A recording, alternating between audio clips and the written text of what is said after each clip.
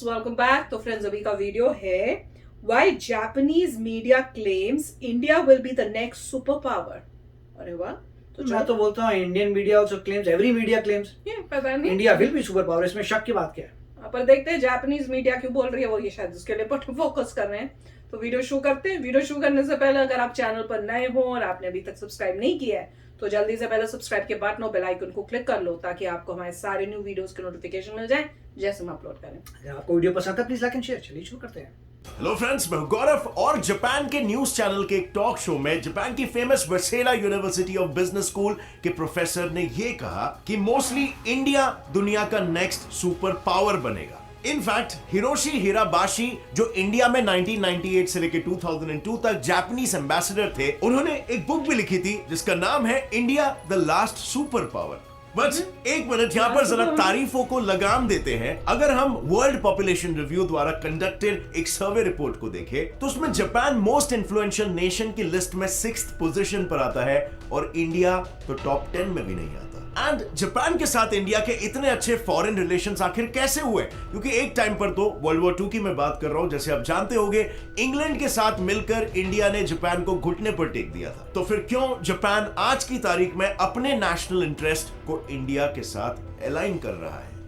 इसका जवाब ऑब्वियसली छुपा हुआ है इंडिया और जापान की हिस्ट्री में। जैसे कि आप सभी जानते हो कि जापान एक बुद्धिस्ट मेजॉरिटी देश है with around 67% of the population following Buddhism. और जैसे कि हम सभी ये भी जानते हैं कि बुद्धिज्म ओरिजिनेट कहां से हुआ था। And this is one of those cultural similarities जिससे इंडियंस और जापानीज नेचुरली अपने आप को काफी रिलेटेड समझते हैं। पर यह रिश्ता और भी ज्यादा गहरा हुआ था 1904-5 की रूसो जापानीज वॉर में। उस वॉर के दौरान छोटे से जापान ने रशिया जैसे जायंट को धूल चटा दिया था और इस जीत का नतीजा ये निकला कि उस वक्त फेमस हुए एशिया फॉर एशियंस ऐसे एंटी यूरोपियन नारे। ये नारे इंडिया के जेलों में बंद फ्रीडम फाइटर्स के कानों तक पहुंचे और जो आजादी की आग इंडिया में ऑलमोस्ट बुझ चुकी थी वो फिर से दहक उठी। लेकिन अब इस आग का फिर क्या किया जाए? इसके लिए इंडिया के पास दो ऑप्शंस थे। एक, या तो वो जापानीज आर्मी का ब्रिटिशर्स के खिलाफ साथ दे, या दूसरा ब्रिटिशर्स को जापान के खिलाफ उनकी वॉर जीतने में मदद करे, ताकि वो हमें बख्श दे। And now as we all know, ऐसे में नेताजी सुभाष चंद्र बोस जी ने पहला ऑप्शन चुना। लेकिन ये तो नेताजी के विचार थे। ज्यादातर फ्रीडम फाइटर्स को ब्रिटिशर्स का साथ देना ही ज्यादा फायदेमंद लगा, जिन्होंने कंडीशन रखी थी फ्रीडम फॉर फ्रीडम। ब्रिटिशर्स की मांगे बिल्कुल साफ थी। इंडियंस अगर ब्रिटिशर्स को वर्ल्ड वॉर जीतने में मदद करेंगे तभी इंडियंस को आजादी मिलेगी। और फिर क्या था, ब्रिटिश इंडियन आर्मी ने जापानीज, इटालियन और जर्मन इन तीनों को हरा दिया। और ये देखकर लॉर्ड कर्जन ने ये तक कह दिया था कि अगर किसी ने इंडिया को अपनी मुट्ठी में कर लिया तो मानो उसने पूरे दुनिया को अपनी मुट्ठी में कर लिया।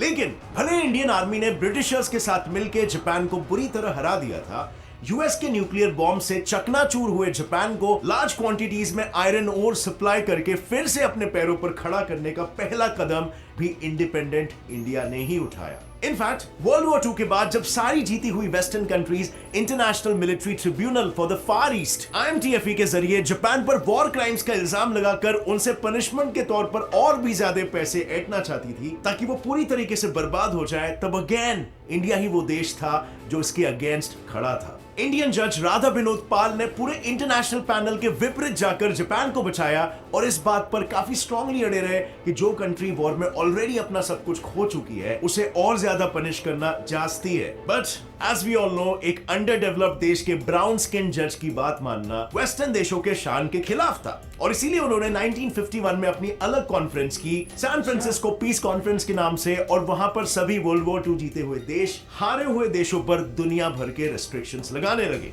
बट गेस व्हाट, वेस्ट के तरफ से लड़ने के बावजूद भी Indian prime minister Jawaharlal Nehru ने ऐसी अनफ्रेंड्स कॉन्फ्रेंस का हिस्सा बनने से बिल्कुल इनकार कर दिया और अगले ही साल जापान के साथ अपनी एक अलग पीस ट्रीटी साइन करके जापान पर बिलीव करके उसके साथ रिलेशंस आगे बढ़ाए, जिसके जरिए इंडिया ने ऑफिशियली जापान को उसके हर छोटे बड़े प्रॉब्लम्स में मदद करने का संकल्प लिया। और आखिर इंडिया के इन्हीं सब ह्यूमैनिटेरियन एक्शंस के चलते इंडिया और जापान के रिश्ते फाइनली इतने मजबूत हुए कि लिटरली 1989 में जब उनके एम्परर शोवा चल बसे थे तब पूरे इंडिया में 2 मिनट्स का मौन रखा गया था, जिसने जापानियों के मन में इंडिया के लिए इज्जत और भी ज्यादा बढ़ा दी।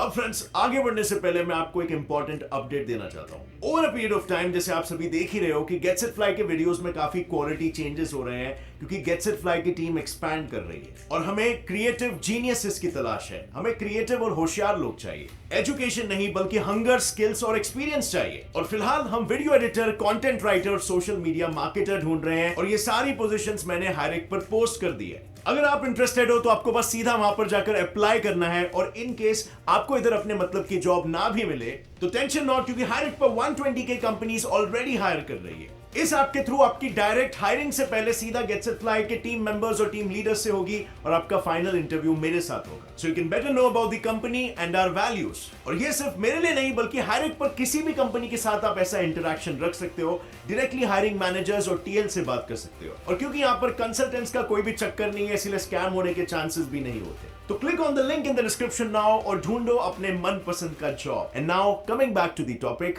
अब अगर हम प्रैक्टिकली देखने जाए ना, तो मिलिट्री पावर और ह्यूमैनिटेरियन बिहेवियर ही वो दो चीजें नहीं है जिसकी वजह से जापान को ऐसा लगता है कि इंडिया सुपर पावर बनेगा। According to world population review report, किसी भी कंट्री को सुपर पावर डिक्लेयर करने के लिए उसमें एटलीस्ट 5 चीजें होनी बहुत ही जरूरी है। Number 1 military alliances, number 2 international alliances, number 3 political influence, number 4 economic influence, and lastly strong leadership, जिनमें से इंडिया के पास 3 चीजें तो पहले से ही है। Like number 1 military alliance. आज UAE, Russia, France, Israel, Afghanistan and in fact US भी मिलिट्री में हमारा एलाय है। और अगर हम नंबर 2 की बात करें जो है इंटरनेशनल अलायंस, तो मेजर इंटरनेशनल फोरम्स जैसे यूएन, G20 और FATF जैसे और भी इंटरनेशनल ग्रुपिंग का इंडिया फाउंडर मेंबर है, और इस वजह से इंडिया के इंटरनेशनल अलायंसेस ऑलमोस्ट हर कंट्री के साथ अच्छे हैं। और नंबर 3 की अगर हम बात करें तो वो है स्ट्रॉन्ग लीडरशिप। इंडिपेंडेंस के बाद पहले प्रधानमंत्री नेहरू जी ने NAM मूवमेंट को स्टार्ट किया था, जिसने वर्ल्ड को यह क्लियर मैसेज दिया था कि इंडिया एक सेल्फ मेड लीडर है। और आज भी मोदी जी के पॉलिसीज जितना हो सके इंडिया को सेल्फ रिलायंट बना रहे हैं, और यही वजह है कि कोविड के टाइम पर हमने वैक्सीन खुद क्रिएट किए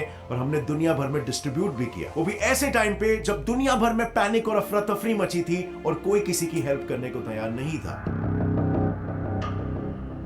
अब बात करते हैं हमारे पास क्या नहीं है, और वो है 2 चीजें, political influence and economic influence. इस चीज को अचीव करने के लिए हमें यूएन सिक्योरिटी काउंसिल UNSC में परमानेंट सीट की जरूरत है, और ये सीट जापान हमें दिलवा सकता है, क्योंकि जब से यूनाइटेड नेशंस बना है तब से उसके परमानेंट सीट पर बस 5 देश बैठे हुए हैं, यूएस, रशिया, यूके, चाइना और फ्रांस। एंड इंटरेस्टिंगली यही वो 5 देश है जो वर्ल्ड वॉर 2 के बाद काफी अच्छे खासे कंडीशन में थे, पर वो दौर कुछ अलग था, और आज 70 साल बाद वर्ल्ड ऑर्डर बदल चुका है। अब वक्त आ गया है कि UNSC के परमानेंट सीट्स में भी एडिशंस हो, बट जैसा कि हम सब जानते हैं UNSC की सबसे बड़ी प्रॉब्लम यह है कि उसके परमानेंट मेंबर्स जो किसी भी रेजोल्यूशन का समर्थन या रिजेक्शन उसके प्रोज एंड कॉन्स को देखकर नहीं करते, वो इंस्टेड अपने पर्सनल इंटरेस्ट के हिसाब से डिसीजंस लेते हैं। फॉर एग्जांपल यहाँ पर जापान और इंडिया की ही बात ले लो, जो करीब 2004 से जर्मनी और ब्राजील के साथ मिलकर UNSC की परमानेंट मेंबरशिप के लिए पुश कर रहे हैं। लेकिन चाइना है कि इन दोनों कंट्रीज के साथ चल रहे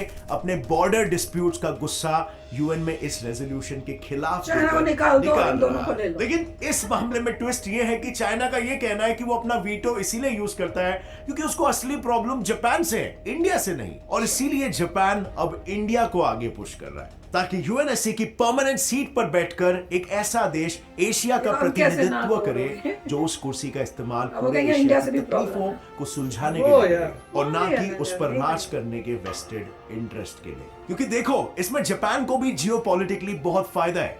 अगर इंडिया UNSC का परमानेंट मेंबर बन गया तो वो एक नॉन परमानेंट मेंबर की तरह सिर्फ रेजोल्यूशन या पॉलिसी पर हाँ या ना नहीं करेगा, बल्कि उसके पास पॉलिसीज बनाने का और डिसीजंस लेने का भी हक आ जाएगा। यानी कल को अगर जापान चाहे तो वो इंडिया के जरिए UNSC की परमानेंट मेंबरशिप मिलने की जो प्रक्रिया है उसी में चेंजेस ला सकता है और एक डेमोक्रेटिक वोटिंग सिस्टम खड़ा कर सकता है जिसमें चाइना और अन्य परमानेंट मेंबर्स का एज सच कोई सोल से ना हो। अगर majority of non permanent members भी किसी कंट्री को एक सुपर पावर मानते हैं और उसके सपोर्ट में वोट करते हैं तो चुपचाप उसे परमानेंट सीट दे दो। इसमें ताकत भी अनेकों देशों के बीच बंट जाएगी और दुनिया के किसी भी मामले में कुछ चुनिंदा देश अपनी मनमानी नहीं कर पाएंगे। यानी all in all, for all this to happen, India is the key, जिसका एहसास करंट जापानीज गवर्नमेंट के साथ साथ फॉर्मर जापानीज प्रधानमंत्री शिंजो एबे को भी था, जिन्होंने ओपनली ये कहा था कि इंडिया और जापान का रिश्ता दुनिया के सबसे इंपॉर्टेंट रिश्तों में से एक है और ये जापान के नेशनल इंटरेस्ट में है कि वो इंडिया के साथ ये रिश्ता हमेशा बना कर रखे। और अगर यहाँ पर हम जापान का रिश्ता चाइना के साथ देखें तो उनका रिश्ता भी बिल्कुल सेम है जैसा हमारा रिश्ता चाइना के साथ है। उनका भी सेनकाकू आइलैंड्स को लेकर लैंड डिस्प्यूट चल रहा है। एक बोलता है ये आइलैंड मेरा है तो दूसरा बोलता है ये मेरा है, एंड हेंस द राइवलरी।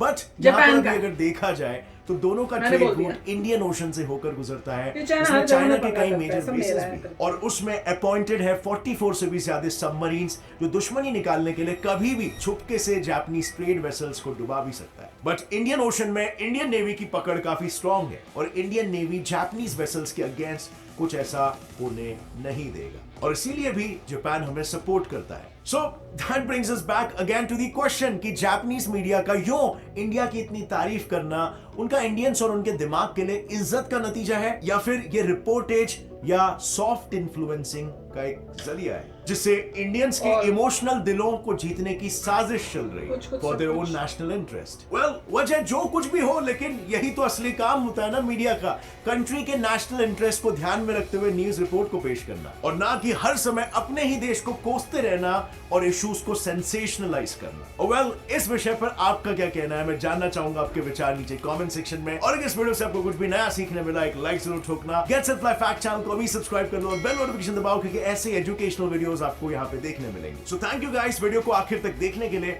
अगर आपको एडिटर, कंटेंट राइटर या सोशल मीडिया मार्केटर की पोजीशन में इंटरेस्ट है और गेट सेट फ्लाई टीम के साथ काम करना चाहते हो तो हायरेक्ट पे हमारे जॉब पर अप्लाई करना मत भूलना। और अगर आपका फील्ड ही अलग है देन आल्सो वरी नॉट क्योंकि यहाँ पे 120K प्लस कंपनीज हायर कर रही है। So click on the link in the description now. Stay tuned friends, stay curious, keep learning and keep growing. जय हिंद। तो फ्रेंड्स कह रहे थे ना कि क्या रीजन हो सकता है, सब कुछ हो सकता है, ऑल ऑफ द अबव। क्यों?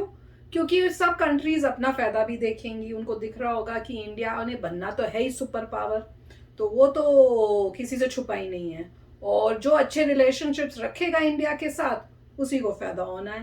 पर देख के काफी मतलब जितनी बारी भी वो बोलते हैं ना कि सीट इंडिया को मिलनी चाहिए परमानेंट, यार वो कहते हैं ना दुखती रक्त को रद्द, क्या दुखती रथ पे वो रख दिया, वैसे वो यहाँ बोलते हैं ना कि जो चोट होती है वो ठीक होने लगती है तो फिर से वो खुल जाती है, कुछ उस टाइप की फीलिंग आती है। मुझे बड़ा दुख होता है। हाँ, जो भी है वो हो जाता है भैया। तो ये जब भी होता है ना, जब तक बनेंगे नहीं ना तब तक मेरे को शांति नहीं मिलनी है। पर मुश्किल काम है क्योंकि जिस तरह का वो सिस्टम बनाया हुआ है ना, उसको समझ नहीं आती कि उसको कैसे कर सकते हैं। तो कुछ ऐसा कुछ ड्रास्टिक होना चाहिए जिसकी वजह से कोई भी ना बोलने की हिम्मत में हो ही ना उस टाइम। राइट, मतलब इसका स्ट्रेट है कि मिलिटरीली बहुत स्ट्रांग बनना पड़ेगा तभी कोई चीज़ मिलती है।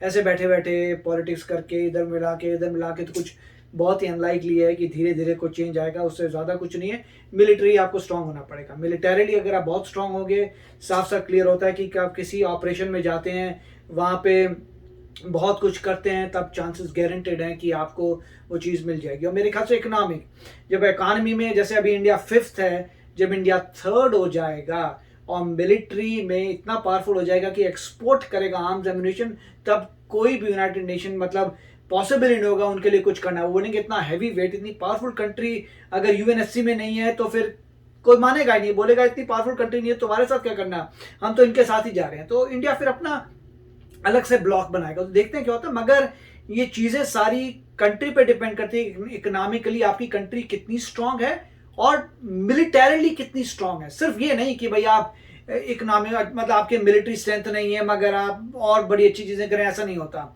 आपको स्ट्रांग होना पड़ेगा मिलिटरीली और इकोनॉमिकली। और आज जैसे अभी प्रोजेक्टेड जैसे है कि 2030 तक काफ़ी आगे इंडिया चले जाएगा। जहाँ तक मैंने पढ़ा था कि 10 ईयर्स, हाँ मतलब 2031 था, 2031 में इंडिया 3rd लार्जेस्ट इकॉनमी हो जाएगा। उस वक्त अगर मिलिट्री भी बहुत स्ट्रांग हो जाएगी तब मिल जाएगा। देखिए बहुत कम समय बचा, 8 साल बचे हैं सिर्फ, और टाइम तो यूं निकलता है। 8 साल के अंदर आप नंबर 3 होने वाले हैं अगर शांति से सब चलता रहे। अब जैसे यूक्रेन की और रशिया की प्रॉब्लम आ गई, से थोड़ा डिबैकल हुआ, कोविड आ गया, थोड़ा कम हुआ, तो पहले एस्टिमेट 2030, अब एस्टिमेट 2031 हो गया है। बीच बीच में कोई अड़चने आएंगी तो आगे बढ़ेगा, बट अभी तक फोरकास्ट ये है कि 2031 तक इंडिया नंबर 3 होने वाला है। होप ये है कि उस समय तक तो कोई रोक नहीं पाएगा, इंडिया को परमानेंट सीट मिल जाएगी। तो काफी अच्छा वीडियो था। अरे फिर तो मजा ही आ गया। तो चलो फ्रेंड्स, चलते हैं, मिलेंगे नेक्स्ट वीडियो में बहुत ही जल्द। Till then take care and bye bye. तो अगर आप मेरे इस चैनल पे नए हो तो जल्दी से सब्सक्राइब के बटन को हिट करो और बेल आइकन को क्लिक करो, ताकि आपको मेरा जब नया वीडियो मैं लगाऊं आपको उसके बारे में जल्दी से पता चल जाए।